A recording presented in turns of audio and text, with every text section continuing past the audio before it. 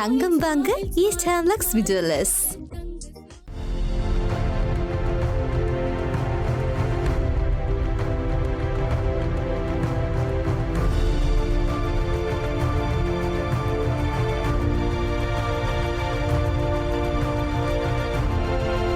வணக்கம். இது ஐபிசி தமிழின் செய்தி வீச்சு. இன்றைய செய்தி வீச்சில் இலங்கை விடயங்கள் காத்திருக்கின்றன. இந்து மாகடல் எனப்படும் இந்து சமுத்திரம் ஒருவேளை வற்றி அதில் உள்ள மீன்கள் எல்லாம் கருவாடாக மாறிக்கொண்டாலும் கூட இந்த கடற்பிராந்தியத்தை மையப்படுத்தி இலங்கை தீவையும் இழுத்தெடுத்து இடம்பெறும் பூகோள அரசியல் ஆட்டம் முடிவுக்கு வரக்கூடிய நிலைமை தோன்றிக்கொள்ளாது. இந்து சமுத்திரத்தின் நீர் வற்றி கொள்வதாக ஒரு உதாரணம் சொல்லப்படுகின்றது என்பதற்காக இந்து சமுத்திரம் கூட வற்றி கொள்ளுமா, என்ன கதை இது என நீங்கள் வீம்பு சண்டைக்கு வரக்கூடாது.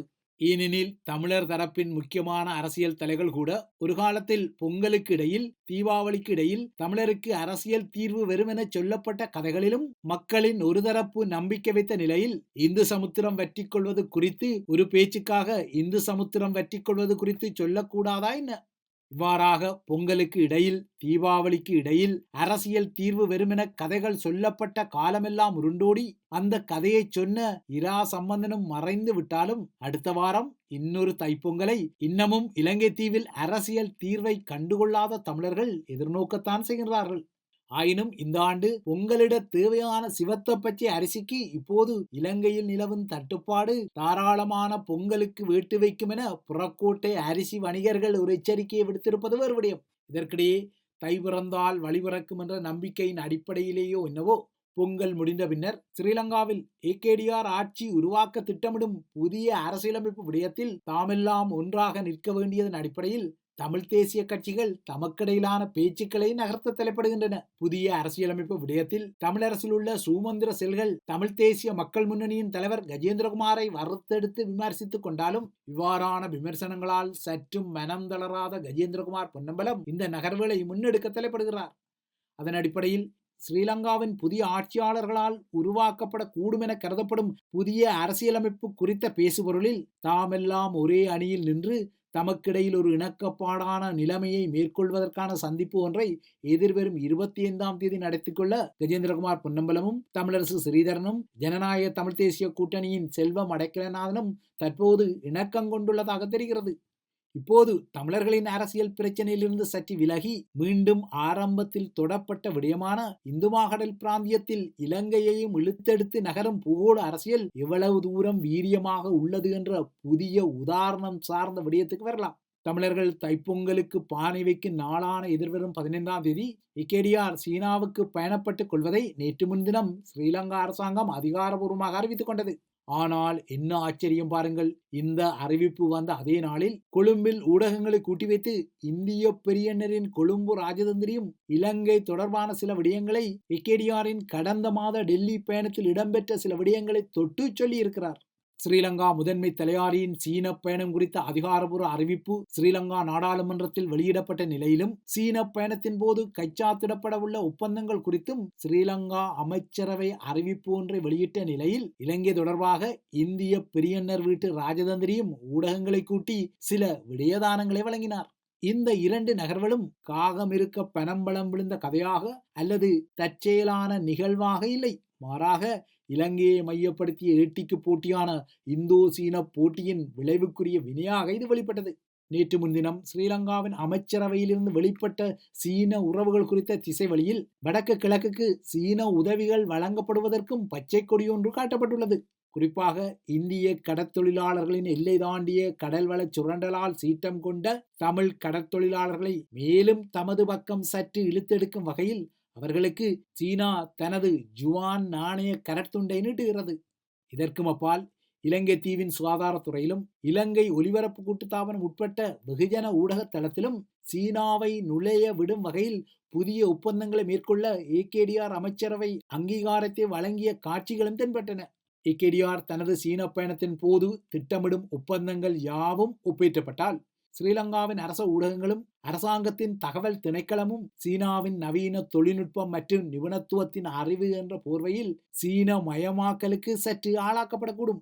இதற்கிடையே இந்திய பிரியனர் தனது வீட்டின் சுற்றுலா பயணிகளை இலங்கை தீவில் அதிகம் விரவ விடுவதற்குரிய வியூகங்களை பயன்படுத்திக் கொள்வது போல சீனாவும் தமது குடிமக்களின் முதன்மை சுற்றுலா மையமாக இலங்கை தீவை மாற்றுவதற்கான உதவிகளை செய்வது குறித்தும் தமது தரப்பில் ஏகேடிஆரின் கேபினெட் சில முன்மொழிவுகளை செய்துள்ளது. அத்துடன் மறக்காமல் தாய்வானும் சீனாவுக்கு உரியது என்ற வகையில் ஒரே சீன கொள்கையையும் அது அங்கீகரித்துக் கொண்டது. ஆனால் என்னவோ தெரியவில்லை, பாகிஸ்தான் தனது தோழனாக இருப்பதாலோ என்னவோ இந்தியாவின் காஷ்மீர் பிராந்திய விடயத்தில் இவ்வாறான ஒரு நிலைப்பாட்டை ஒருபோதும் கொழும்பு அதிகார மையம் எடுத்திருக்காத போதிலும் ஒரே சீன கொள்கையின் அடிப்படையில் தாய்வானும் சீனாவுக்கு உரியதே என்ற நிலைப்பாடு ஏகேடிஆரின் பெய்ஜிங் பயணத்துக்கு முன்னால் வெளிப்படுத்தப்பட்டுள்ளது.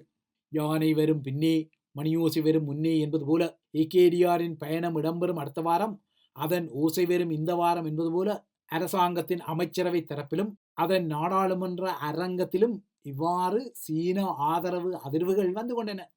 ஸ்ரீலங்கா இவ்வாறாக இருகருக்கு கொண்ட பட்டயத்துடன் இந்தோ சீன உறவுகளை கையாளும் என்பதை தெரிந்துதானோ என்னவோ டெல்லியின் சார்பாக இந்திய உயர்ஸ்தானிகர் சந்தோஷ் யாவும் நேற்று முன்தினம் தமது தரப்பில் சில விடயங்களை கொழும்பில் அவிழ்த்து விட்டார்.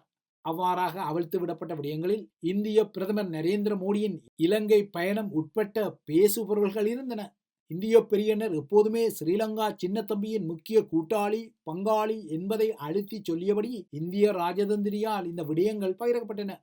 பெரியனர் வீட்டில் பல கோடி மக்களின் புழக்கத்தில் உள்ள ஆதார் அட்டை பாணியில் இலங்கை குடிமக்களுக்கும் இந்திய மானிய நிதியுதவியுடன் வழங்கப்பட திட்டமிடப்படும் எண்ணியல் அடையாள அட்டை திட்டத்தை முன்னகர்த்தி கொள்வதற்கான ஒரு ஒப்பந்தத்தை மேற்கொள்ள டெல்லியில் இருந்து ஒரு குழு விரைவில் கொழும்புக்கு செல்லவுள்ள நிலையில் இந்திய ராஜதந்திரியின் ஊடக அதிர்வுகள் கொழும்பில் வெளிப்பட்டன.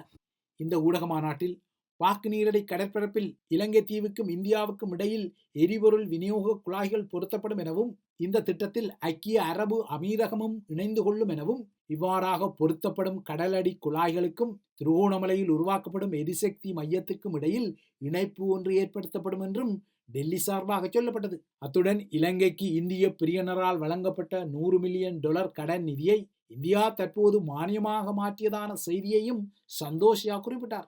இந்திய ராஜதந்திரி நேற்று முன்தினம் குறிப்பிட்ட இந்த விடயங்கள் ஏற்கனவே தெரிந்த விடயங்களாயினும் ஏகேடிஆரின் சீன பயணம் அடுத்த வாரம் இடம்பெறவுள்ள நிலையில் கால நேரம் பார்த்து அவை மீண்டும் கொழும்பு அதிகார மையத்துக்கு நினைவூட்டப்படுவதுதான் இங்கு ஹைலைட்டான விடயம். குறிப்பாக சீனா சொற்ப ஜுவான்களில் இலங்கை தீவை நோக்கி நீட்டும் மானியங்களை விட இந்திய பெரியனர் வழங்கும் மானியங்களின் மதிப்பு உசத்தியானது என்ற விடயத்தை, அதாவது பெரியனர் தான் இலங்கைக்கு சீனாவை விட அதிக இனாம்களை அள்ளி வழங்குவதான செய்தி இந்திய ராஜதந்திரியால் சொல்லப்பட்டுள்ளது. அதானியின் மன்னார் காற்றாலை மின் உற்பத்தி திட்டத்தை தற்காலிகமாக நிறுத்திக் கொள்வதற்கு உள்ளூரில் ஒரு முடிவு எடுக்கப்பட்டாலும், அதேபோல திருகோணமலையிலும் அதானியின் சூரிய மின்சக்தி திட்டத்திற்கு காணிகளை வழங்கிக் கொள்ள உள்ளூரில் எதிர்ப்புகள் தூண்டப்பட்டாலும் ஆட்டத்தின் இறுதி முடிவே தீர்ப்பானது என்ற நினைப்பில் டெல்லி இருப்பதை இந்தியா ஹவுஸ் கொழும்பில் நடத்திய அண்மைய ஊடக மாநாடு பளிச்சென வெளிப்படுத்தியுள்ளது. மொத்தம் கடந்த மாதம் இந்திய பிரியனர் வீட்டின் டெல்லி தலைவாசலை மிதித்து சில கொடுக்கல் வாங்கல்களை உறுதிப்படுத்திய ஏகேடிஆருக்கு தனது அதிகார கொலு இருப்பில் இரண்டாவதாக இடம்பெறும் அரசமுறை பயணத்தில் ஏற்கனவே தான் டெல்லியில் இந்திய பெரியனருடன் செய்து கொண்ட ஒப்பந்தங்களை உரசிக்கொள்ளாத வகையிலும் அடுத்த வாரத்தின் பெய்ஜிங் பயணம் திட்டமிடப்பட வேண்டும் என்ற அவதான நிலையை கணக்கில் எடுத்துக் கொள்ளுங்கள் என்பதைத்தான் இந்தியா ஹவுஸ் தற்போது ஸ்ரீலங்காவின் ஜனாதிபதி மந்திரேவுக்கு நினைவூட்டியதாக தெரிகிறது. இவைதான் ஐபிசி தமிழின் செய்தி வீச்சு. தொடர்ந்தும் ஐபிசி தமிழுடன் இணைந்திருங்கள்.